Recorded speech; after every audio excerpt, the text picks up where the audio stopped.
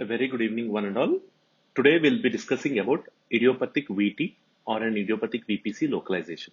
I'm Manohar Talupula and I'll be discussing in depth regarding ECG localization of the same. Moving on to the introduction, what is idiopathic? Idiopathic means a VT or a VPC occurring in a structurally normal heart. Spectrum of the clinical presentation of an idiopathic VPC or VT can range from an isolated VPC to a sustained or a non-sustained VT to a PVC triggered ventricular fibrillation as well. Majority of these VPCs or VTs occur from the outflow tract, especially right ventricular outflow tract, but they can arise from anywhere of the heart. Idiopathic ventricular arrhythmias can be broadly categorized into outflow tract VTs, fascicular VTs, papillary muscle VT, annular VT or VPC, and an epicardial VT. The same classification of idiopathic VT based on the site of origin can be classified as shown below. Let's move on to the general principles before going or jumping into the ECG localization. One should understand that if a VPC is originating from the LV free wall, which is a posterior structure, thus would cause an RBPB pattern that is a prominent or predominant R wave in lead V1 because the precordial chest leads will be facing towards the vector of an LV origin VPC. Similarly, if the VPC is originating from the interventricular septum or a right ventricle, the morphology of QRS in V1 would be that of LPBB. Also, one should remember that a septal origin or septal exit VPC would be having a narrower QRS complex because of the close proximity to the conduction bundle. Also, a basal site origin VPC will have a positive precordial concordance because the whole vector will be traveling towards the chest wall, that is towards the precordial chest leads. Therefore, they'll be having a positive precordial concordance. And vice versa, in case of apical origin VPC, where the whole vector would be traveling away from the chest leads, thereby causing negative precordial concordance.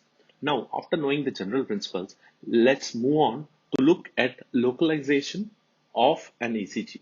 The main characteristics which we need to look at an ECG while localizing an idiopathic VPC include QRS axis, precordial transition, QRS width, and bundle branch block pattern. Now, let's start with a QRS axis.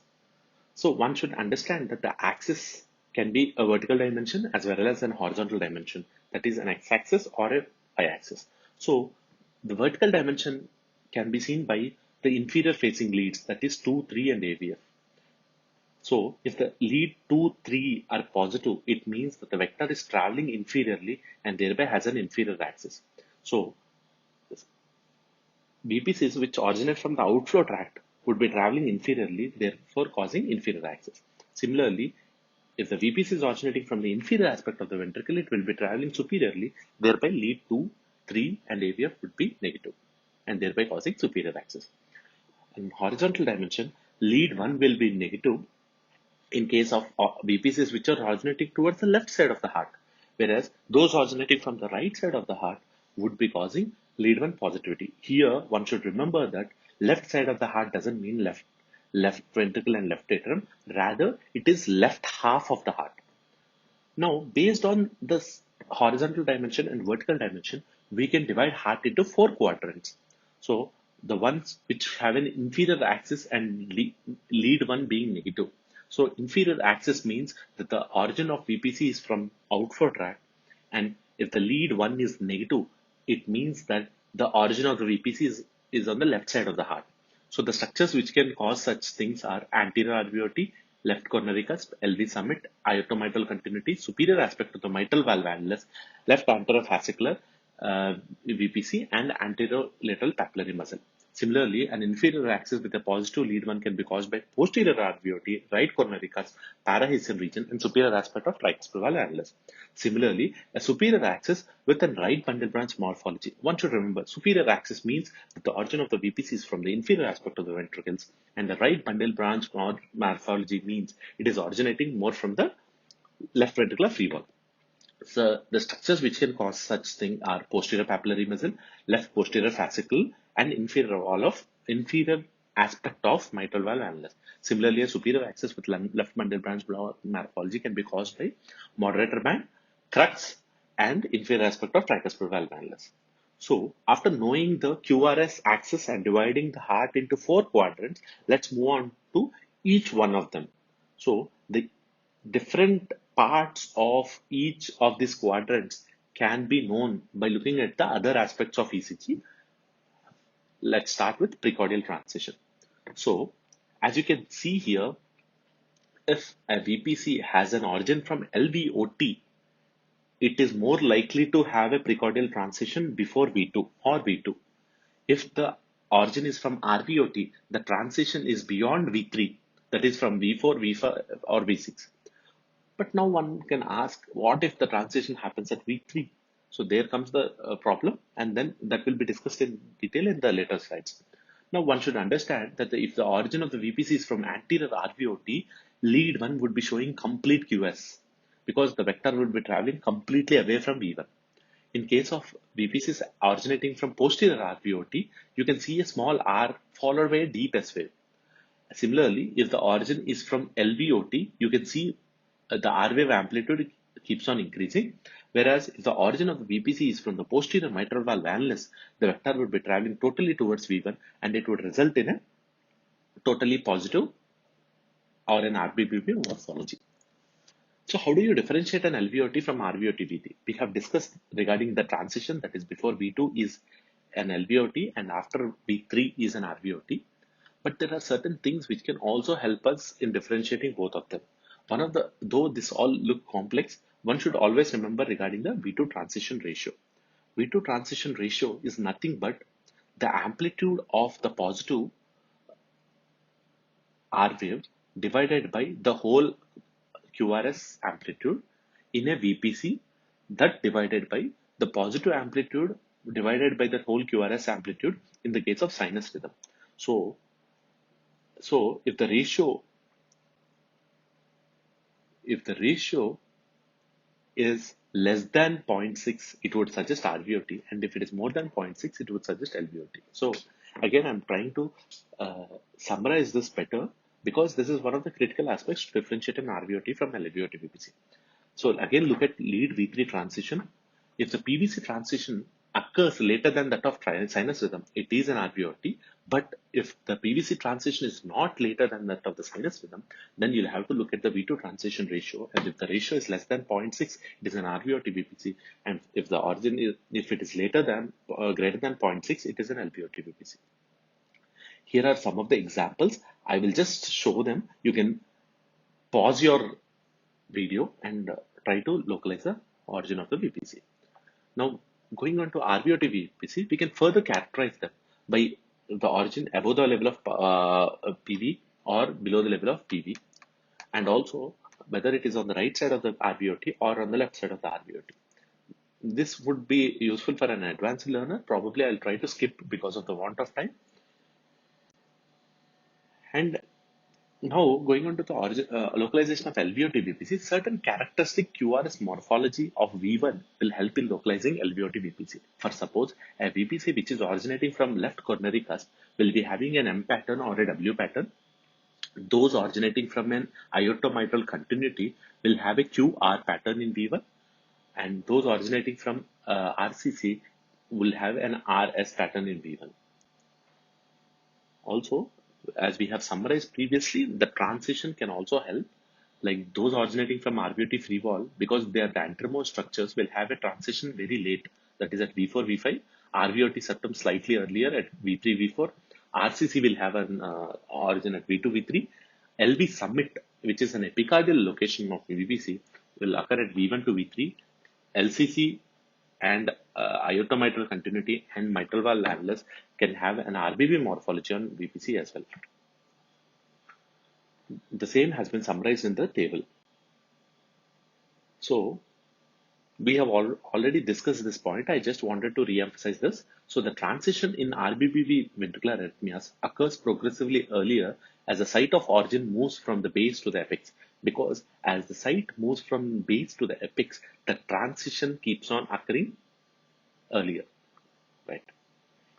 Now moving on to the the other aspect of ECG localization, which is the QRS width. So as we have discussed previously, septal will have a narrower QRS complex and an epicardial origin VPCs will be having a wider QRS complex owing to the logic that they are located far away from the conduction system. Also, one should remember that there are certain characteristics of an epicardial VPC. Though all are difficult to remember, two things might probably be important here. One, these epicardial, similar to WPW syndrome, can cause a delta wave because the VPC has to originate from the epicardium to the endocardium because of the slow conduction. So this is called a pseudo delta wave, and a pseudo delta wave duration more than 34 milliseconds constitutes an epicardial VPC. And one important aspect is maximum deflection index. So a maximum deflection index more than 0.55 would indicate that the origin of VPC is from the epicardium. So epicardial locations are common with respect to LV summit as well as crux of the heart. So this is one of the example of a crux VPC. You can see here that there is slurring in the initial part of the VPC, and the delta wave duration is more than 0.34, though we don't have timing here. And also the maximum deflection index here is more than 0.55. So the last aspect of ECG by looking at it is the bundle branch block pattern. Again, this we have discussed previously. An LVVV morphology would be from RV or interventricular septum, whereas an RVV morphology will be from left ventricle. So by this, first we have divided based on the vertical and horizontal dimension into 4 quadrants, and each of the quadrants by looking at precordial transition, by looking at width of QRS, and by looking at an RBV or LVV morphology, we can differentiate each one of these structures. Let's move on by looking at one of the examples. So if the ECG is having an inferior axis, that is lead 2, 3 and AVF being positive, and has a positive QRS in lead V1, which means that it is originating from the right side of the heart. So in such a case, the DDs would be posterior RVOT, RCC, parahesian, superior valve, tricuspid valve annulus. Now we can look at the AVL. If AVL is negative, if AVL is negative, you'll have to consider more of an outflow tract structures, which includes posterior RVOT or RCC. If the transition is beyond V4 or V4, it would include an RVOT because RVOT is slightly anteriorly located structure. If the transition occurs at V3, it could still be posterior RVOT or RCC. Here, the V2 transition ratio, which we have discussed previously, would come to help. If the transition occurs before V2 or at V2, it would suggest that the origin is from RCC. Now, one should remember that if there is any R, either be it a large R or a small r in AVL, it would indicate that the origin is more away from the outflow tracts. So the origin can be parahesian or superior part of tricuspid valve annulus. So now we can look at the transition. If the transition occurs beyond V4, it is tricuspid free wall. If the transition occurs at or before V3, it is tricuspid valve septum or parahesian. Again, the QRS width can be of help. Parahesian being located very close to the his bundle is usually a narrower QRS. Similarly, we can use the same things for other localizations, like for an inferior axis with a negative lead 1. We have discussed this previously based on the QRS morphology, QRS width, and the transitions. We can differentiate each one of them. Now, moving on to the origins which occur from the inferior aspect of the ventricles, those originating from the right side or from the left side. So those originating from the right ventricle side will have an LV morphology, for example, RV or crux VT. Those originating from LV will be having an RBV morphology. Again, though these are all complex, and also these non-outflow VPCs are also rare, one could refer textbooks for advanced learning. Now, one of the commoner things here would be papillary muscle VT or a fascicular VT. How do you differentiate both of them?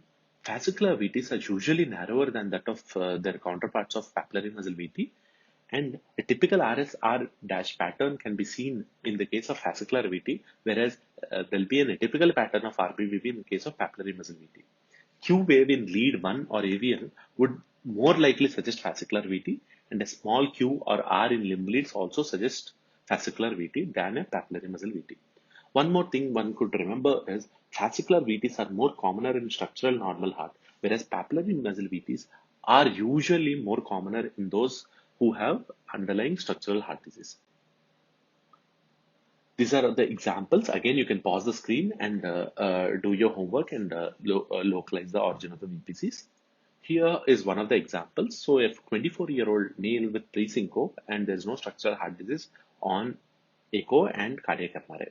You can look here that there is an RBB morphology and the axis is superior. So, superior axis with an RBB morphology suggests that the origin of the VPC is from inferior aspect of the ventricle and that too from LV.